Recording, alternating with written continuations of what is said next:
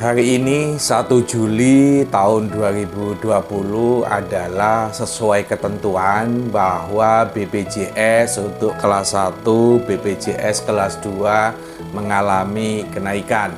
Kelas 2 100.000, untuk kelas 1 menjadi 150.000. Ini sebagaimana diatur di dalam Perpres nomor 64 tahun 2020 tentang kenaikan kenaikan iuran BPJS.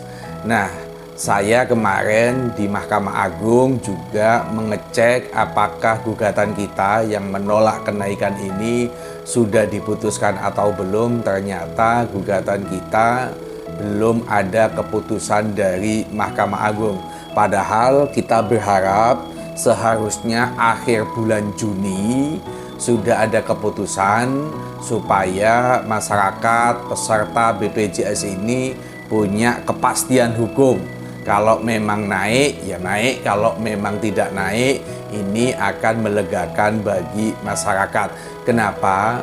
Di tengah situasi pandemi seperti ini, sejak awal kita protes. Tidak tepat, tidak elok jika Presiden menaikkan BPJS, itu sungguh melukai perasaan masyarakat.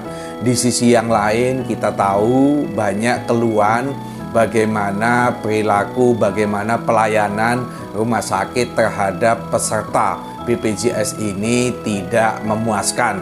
Misalnya terkait rujukan berjenjang, bagaimana peserta tidak bisa langsung memilih pada saat dia sakit, tidak bisa memilih rumah sakit yang dia senangi. Harus ke vaskes tingkat pertama seperti puskesmas, baru nanti akan dirujuk ke rumah sakit di atasnya, terus berjenjang seperti itu. Dan ini sungguh merepotkan, sungguh menyulitkan bagi peserta BPJS. Berbeda dengan asuransi swasta yang ketika dia sakit, dia boleh memilih rumah sakit mana yang menurut dia bagus pelayanannya, dia bisa datang. Kalau BPJS tidak, itu satu. Yang kedua, seharusnya di setiap rumah sakit yang kerjasama dengan BPJS harus ada orang-orang BPJS yang nongkrong di situ, berjaga di situ ketika ada peserta BPJS yang merasa dia ada kesulitan, merasa belum ditangani dengan baik. Nah, orang-orang BPJS ini bisa mengadvokasi, bisa membantu, mengkomunikasikan dengan pihak rumah sakit. Sampai sejauh ini itu tidak dilakukan oleh BPJS. Terkesan BPJS ini hanya tukang tagih kepada peserta, yang penting kamu harus bayar, yang penting iurannya jangan sampai telat. Pada saat peserta ini mengalami kesulitan pelayanan di rumah sakit, BPJS tidak ada di lokasi. BPJS seakan merasa acuh tak acuh, hubungannya hanya peserta, kekecewaan itu dilampiaskan kepada rumah sakit.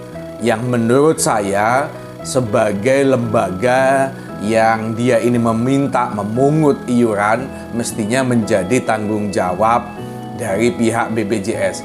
Harapan saya, kami sebagai kuasa hukum di sini ada posisi Kusnan Hadi sebagai prinsipal yang mengajukan gugatan terhadap kenaikan BPJS yang diatur di dalam Perpres 64 tahun 2020. Kita berharap Mahkamah Agung segera memutus perkara kita ini. Ya, memutusnya artinya mengabulkan gugatan kita. Perpres 64 ini dibatalkan oleh Mahkamah Agung, sebagaimana sebelumnya kita menggugat kenaikan terhadap yang pertama, terhadap Perpres yang menaikkan BPJS dan dikabulkan oleh Mahkamah Agung. Dan semoga nanti kalau kita dikabulkan, tidak akan ada lagi kenaikan BPJS, tidak akan ada lagi perpres baru yang menaikkan. Sebab kalau begitu, maka tidak akan ada kepastian hukum. Naik, dibatalkan Mahkamah Agung, dinaikkan lagi, dibatalkan Mahkamah Agung, dinaikkan lagi. Dan ini yang harus dipegang oleh Presiden. Ketika memang masyarakat yang menang, Presiden, Kementerian Kesehatan, BPJS harus introspeksi, lebih baik melakukan efisiensi, lebih baik melakukan evaluasi kenapa pelayanannya begitu buruk, kenapa pelayanannya banyak dikeluhkan oleh peserta BPJS. Sekali lagi, semoga Mahkamah Agung segera memutus dan mengabulkan gugatan kita yang mana BPJS tidak akan naik lagi. Terima kasih.